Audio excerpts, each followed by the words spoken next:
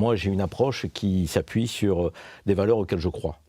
Et ces valeurs sont celles de la liberté, de l'autodétermination des peuples, de la défense des populations civiles, quelles qu'elles soient, du refus de la violence lorsqu'il peut y avoir une alternative politique et diplomatique, qui est contrecarrée par ce qui se passe au Proche-Orient. Tant du côté de l'action qui a été menée le 7 octobre, que j'ai condamné personnellement, parce que je crois qu'il ne pouvait pas en être autrement. Mais j'ai tout de suite et immédiatement posé le fait que la vie au Proche-Orient n'avait pas démarré le 7 octobre, et qu'il y avait un avant et qu'il y a maintenant un après.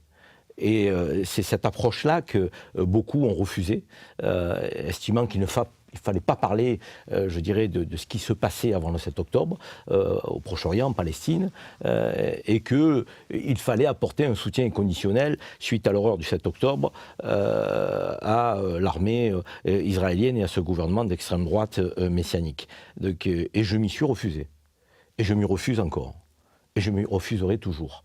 Et je dirais ma petite part de vérité, qui est celle d'un Français, qui a envie que la voix de la France dans le monde puisse aussi rayonner pour évoquer l'autodétermination des peuples, la justice, la liberté, la protection des populations civiles, le refus d'éradiquer un peuple. Et moi, je ne fais qu'aujourd'hui être fidèle à mes valeurs, aux valeurs du général de Gaulle, aux valeurs de Jean-Pierre Chevènement. Les uns nourrissent les autres. Je considère aujourd'hui qu'on est face à deux extrémismes qu'il faut condamner, si réellement et sincèrement on aspire à la paix, et entre ceux qui défendraient le Hamas et ceux qui doivent et se sentent en soutien inconditionnel à un gouvernement d'extrême droite et israélien, messianique, parce que les uns et les autres ne veulent pas la paix. Et qu'il y a donc une troisième voie, et cette voie, c'est celle effectivement de faire émerger une analyse rationnelle, posée. Est-ce qu'aujourd'hui la situation des Palestiniens telle qu'elle est, et telle qu'elle est non pas depuis le 7 octobre et depuis les 7 mois de bombardement et d'éradication de ce peuple par le gouvernement de Netanyahou, mais même en amont, pendant les 75 années qui ont précédé le 7 octobre, est-ce que la condition des Palestiniens est acceptable humainement parlant ? Est-ce que la condition des Palestiniens peut permettre à Israël de pouvoir être un État vivant en toute sécurité pour ses citoyens ? La réponse est non. La réponse est tout simplement non, parce qu'on ne peut pas avoir un voisin opprimé, humilié, bafoué dans ses droits les plus élémentaires, aujourd'hui bombardé avec des femmes, des enfants. Donc on a des horreurs qui nous remontent. Des centaines de résolutions des Nations Unies non respectées, un droit international qui est bafoué. On nous dit que c'est le seul État démocratique de la région. État démocratique de la région ? Je pensais qu'un État démocratique respectait le droit international, moi. Je suis peut-être naïf, mais il ne peut pas riposter par un terrorisme d'État. Ça n'est pas possible. Sinon, ça n'est pas un État démocratique respectant le droit international. Aujourd'hui, est-ce que la riposte depuis 7 mois, qui voit des femmes, des enfants, qui sont décapités, brûlés vifs à Rafah, est-ce que c'est une réponse d'un État démocratique digne de ce nom ? Le gouvernement d'extrême droite de Netanyahou, qui en réalité ne combat pas le Hamas. Parce que là aussi, notre analyse doit être complète. Qui a fait émerger le Hamas politiquement à Gaza ? C'est Netanyahou. C'est la volonté, à un moment donné, dans une stratégie de division de l'autorité palestinienne, de voir une force extrémiste avec laquelle on ne pourra pas discuter de paix, de voir l'émergence de cette force. Et donc de pouvoir dire ensuite, nous n'avons pas d'interlocuteur. Revenons à la raison. Analysons ce qui se passe au Proche-Orient. Soyons justes. Portons la voix de la liberté, la voix de l'autodétermination des peuples, la voix du refus de la colonisation. Nous qui avons été un empire et qui avons vécu la décolonisation. Et le général de Gaulle a porté, lorsque la France était en Algérie, l'idée que ça n'était pas viable. Ça ne pouvait pas continuer tel que nous étions, je dirais, dans la position politique qui était la nôtre. Donc aujourd'hui, il faut défendre les valeurs auxquelles nous croyons. Et les valeurs françaises sont celles du refus de la colonisation, du refus de l'expropriation aujourd'hui en Cisjordanie des populations palestiniennes, du refus d'une réponse disproportionnée qui bafoue le droit international, le refus de ne pas faire émerger une force palestinienne digne de ce nom, qui veut la paix, et on va en parler j'espère, parce qu'on a des otages d'un côté, c'est dramatique. Moi, j'ai mal pour les familles de ces otages israéliens, qui tous les jours doivent vivre l'enfer, en se demandant s'ils sont vivants, ils vont revenir. Je veux dire, mais de l'autre côté, on a 8000 prisonniers palestiniens, dont 2000 sont des prisonniers administratifs, n'étant pas passés par la case de la justice. On n'en parle pas. Ceux-là, c'est normal, ce ne sont pas des êtres humains. Et de l'autre côté, il faut avoir une émotion débordante. Ben moi, j'ai une émotion pour tout le monde. Moi, j'ai une émotion pour les deux peuples. Moi, j'ai une émotion pour les deux populations civiles. Et c'est ma différence aujourd'hui avec ceux qui sont dans l'hystérie et dans l'irrationalité. Je peux être choqué de la position de Meir Habib, par exemple. Parce que je m'interroge si Meir Habib est réellement un député de l'Assemblée nationale française. Je veux dire, quand on voit Meir Habib s'exprimer aujourd'hui, je me demande si ce n'est pas un député de la Knesset.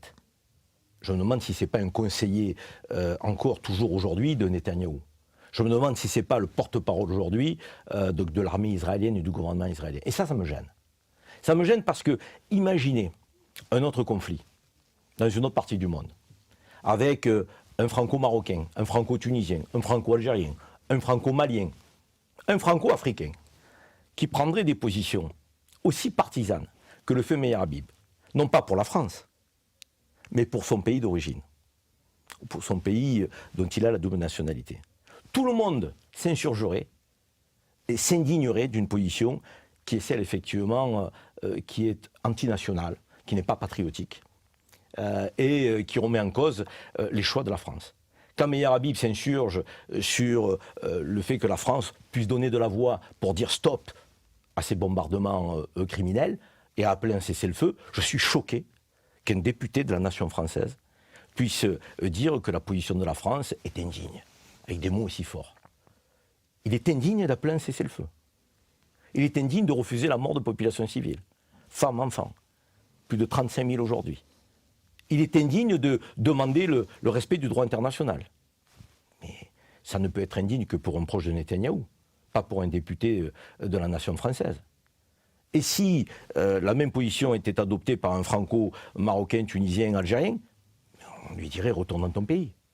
Tu n'es pas républicain, tu n'aimes pas la France. Or là, on arrive même à faire en sorte de lui trouver des soutiens. C'est totalement scandaleux. Mais je le dis avec recul, avec sérénité. Et je le dis d'autant plus facilement que, personnellement, je n'essentialiserai jamais une communauté. Meir Habib, c'est Meir Habib. Il ne représente en rien les Israéliens, et encore moins les Juifs de France, dans mon esprit. Et donc, je me refuse à rentrer dans le jeu d'une opposition qui serait une opposition communautaire, et encore moins à un conflit qui serait un conflit religieux entre l'islam et le judaïsme. Tout ça, c'est ce à quoi on veut nous amener. C'est ce à quoi certains voudraient effectivement que nous arrivions, pour fracturer encore un peu plus la société française, plus qu'elle ne l'est, pour diviser notre communauté nationale. Or, moi j'en appelle à une approche politique, au sens noble du terme, intellectuelle, géopolitique, philosophique, qui doit dire, quelle que soit notre appartenance à une communauté d'origine, parce que nous venons tous de quelque part, quelle que soit notre sensibilité politique, notre confession religieuse, et certains n'en ont pas, quels que soient ces déterminismes-là, on se doit de partager des valeurs communes. C'est la grandeur de la France. Où est cette grandeur-là aujourd'hui? Je pose la question. Et je suis triste pour mon pays, parce que je trouve qu'il y a une forme de décadence intellectuelle, politique. On ne porte plus grand-chose sur la scène internationale. Nous sommes des suiveurs. Suiveurs aujourd'hui d'une position qui est outre-Atlantique, hein, position des Américains, qui sont dans des jeux politiciens avec l'élection qui va arriver en novembre, et qui aujourd'hui apportent un soutien conditionnel à Israël, s'opposent à tout au Conseil de sécurité des Nations Unies, de manière scandaleuse. Mais scandaleuse. C'est inouï. Et nous avons une voix timide, qui parfois appelle au cessez-le-feu, parfois cautionne effectivement la réponse criminelle du gouvernement israélien. Donc, cette voix, elle est trop timide, elle n'est pas française. Notre fierté dans le monde, ce qui donne envie de France, c'est cette capacité à se lever et à dire la justice, avec justesse. Aujourd'hui, on ne dit plus la justice. On ne dit plus quelles sont les valeurs cardinales. sur la scène internationale. Et donc on est illisible, on est inaudible, et donc on perd en crédibilité. Et je le regrette profondément parce que j'aime mon pays.